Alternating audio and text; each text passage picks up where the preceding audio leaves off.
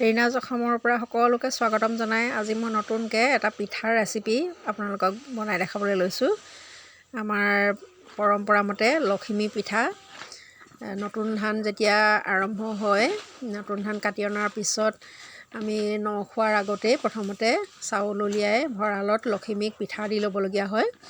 আৰু সেই পিঠাখিনিৰে আমি পিছত কেনেকৈ পিঠা প্ৰস্তুত কৰোঁ, কেনেকৈ খাওঁ তাকে বনাই আপোনালোকক দেখাম। আপোনালোকেও চাবচোন, নিশ্চয় আপোনালোকেও খাইছে এনেকুৱা ধৰণৰ পিঠা।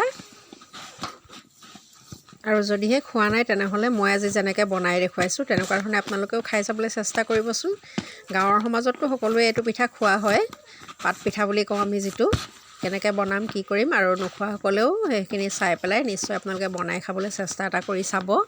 ভাল হ'লে নিশ্চয় মোক ক'বলৈ নাপাহৰিব।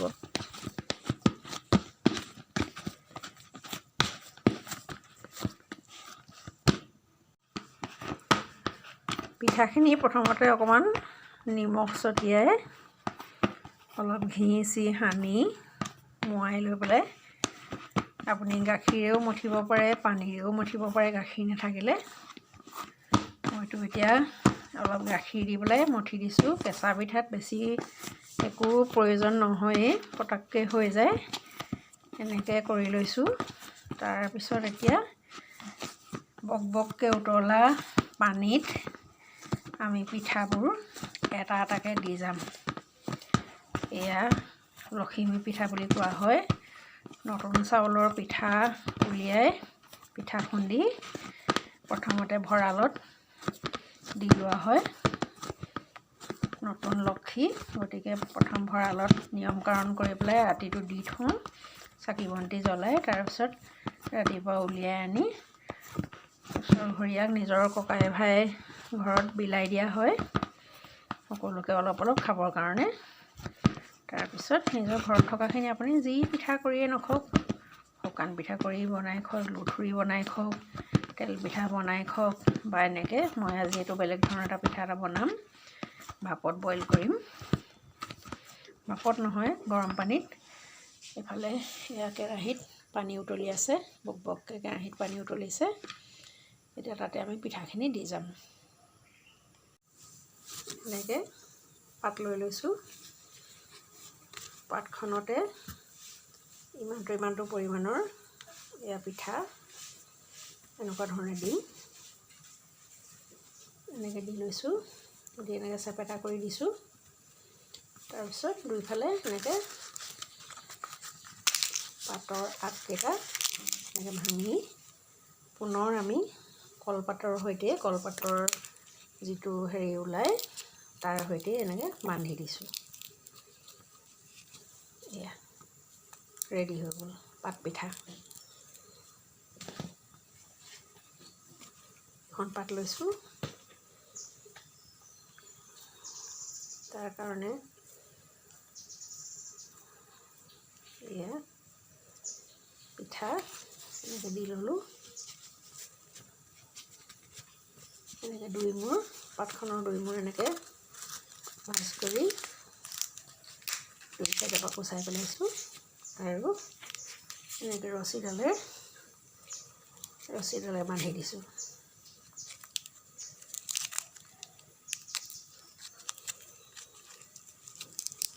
এয়া পিঠা ৰেডি। আৰু এটা দেখাই দিছোঁ। এনেকৈ পাতত পিঠা লাগিয়া আছে, সেইধৰণেই কৰিছোঁ। পাত দিয়া পিঠাখনতে এনেকৈ ইমানটো লদা লৈ লৈছোঁ, পাতখনত বহুৱাই দিছোঁ। এনেকৈ আপুনি পিঠাটো যিমান ভালকৈ বস্তু দি পেলাই সানিব, সেইমতে আপোনাৰ খাওঁতে বেছি তৃপ্তি পাব। এতিয়া মই অলপমান তাতে অন্নপূৰ্ণা ঘি দিছোঁ, আৰু অলপ গাখীৰ আৰু অকণমান ক্ৰীম দি পেলাই মঠিছোঁ। এয়া দেখিলে নহয়। এনেকৈ আমি গোটেই পিঠাখিনি এনেকৈ বনাই ল'ম আৰু উতলা গৰম পানীত সেইখিনি সিজাম। এনেকৈ গোটেই পিঠাখিনি এনেকৈ পাতত বান্ধি লৈছোঁ। চাইজটো কিমান ডাঙৰ কৰে সৰু কৰে সেইটো আপোনাৰ নিজৰ ওপৰত কথা। মই সৰু চাইজ কৰিছোঁ, যিহেতু ডাঙৰকৈ বান্ধি দিলে পিঠাখিনি এটা গোটেইটো পিঠা খাব নোৱাৰে, মানুহে নষ্ট কৰে, সেইকাৰণে মই সৰু সৰুকৈ কৰিছোঁ। লাগিলে দুটাই খাওক তিনিটাই খাওক কথা নাই, সৰু সৰুকৈ দিছোঁ। এতিয়া এই গোটেই টোপোলাবিলাক উতলি থকা পানীত আমি এনেকৈ দি যাম। পানী উতলি আছে আৰু এনেকৈ টোপোলাকেইটাখন ইয়াত দি গৈছোঁ, এনেকৈ দি গৈছোঁ।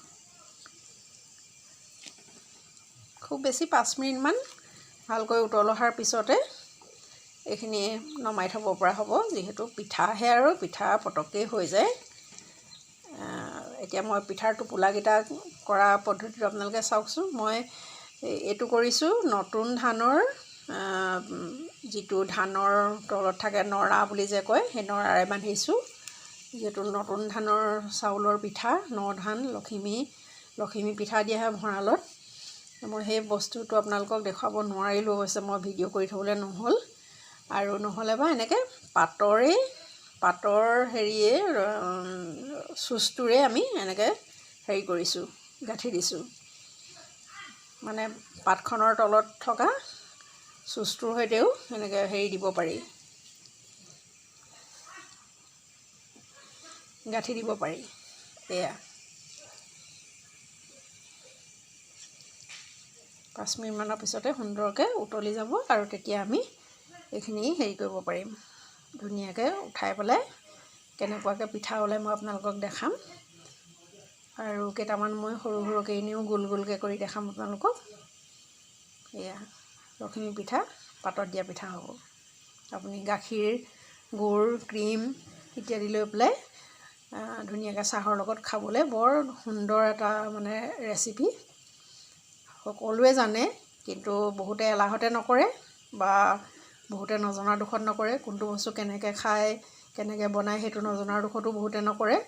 কিন্তু আমাৰ গাঁও ঘৰৰ সমাজত এইটো মানে সৰ্বজন বিদিত।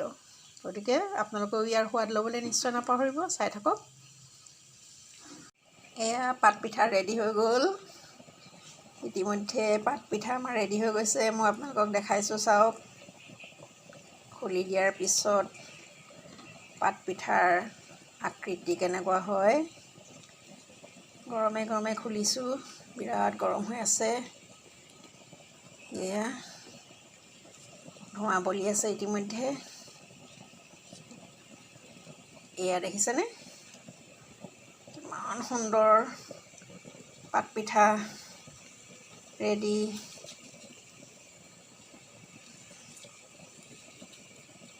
এয়া পাতপিঠা ৰেডি হৈ গৈছে। আৰু এটা খুলি দেখাইছোঁ চাওক। বিৰাট গৰম, হাতেৰে চুব নোৱাৰা অৱস্থা হৈ আছে। তথাপি মই আপোনালোকক লাইভ দেখাইছোঁ। এয়া চাওক। এয়া কলপাতৰ এটা বেলেগ ধৰণৰ গোন্ধ আছে, আৰু সেই গোন্ধটো যেতিয়া এই পিঠাবিলাকত লাগি যায় ইমান সুন্দৰ হয় খাবলৈ। তাৰ সুগন্ধ বিয়পি পৰে। আপুনি ক্ৰীমৰ লগত, গুড়ৰ লগত বা এৱা গাখীৰৰ লগত আপুনি খাব পাৰে। এয়া মই বেলেগ বেলেগ চাইজত দিছোঁ, সৰু কৰিছোঁ, ডাঙৰ কৰিছোঁ। বাচ্ছাবিলাকে এনেকৈ সৰু সৰু এটা দুটা খাই পেলাই বিৰাট চখ পায়, গতিকে সিহঁতৰ কাৰণে সৰু সৰুকৈ বনাইছোঁ। ডাঙৰবিলাকে ডাঙৰ ডাঙৰ চাইজৰ খাব।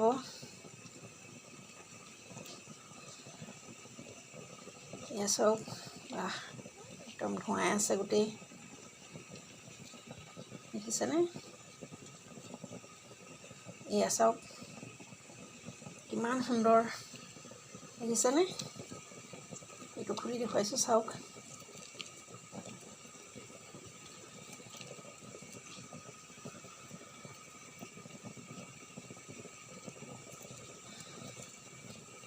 এয়া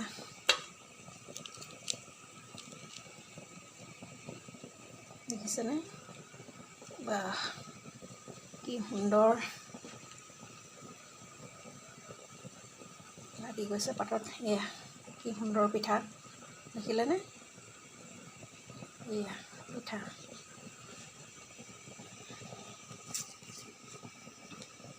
কি সুন্দৰ পিঠা, মন কৰক। এয়া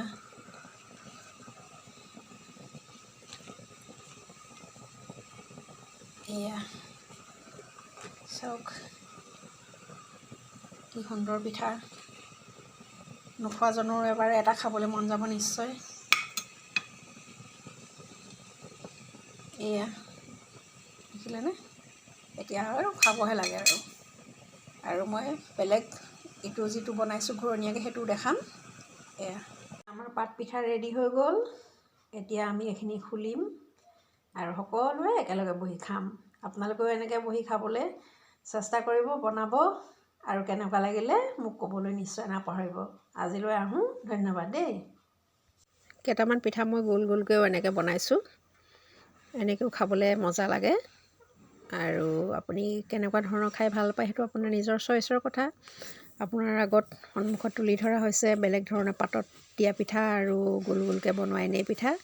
আপুনি যি খায় তাকে খাই পেলাই আপুনি সন্তুষ্ট হওক আৰু আগলৈকে আমাৰ লখিমী ঘৰলৈ আহি থাকিবলৈ আপোনালোকেও আশীৰ্বাদ কৰিব।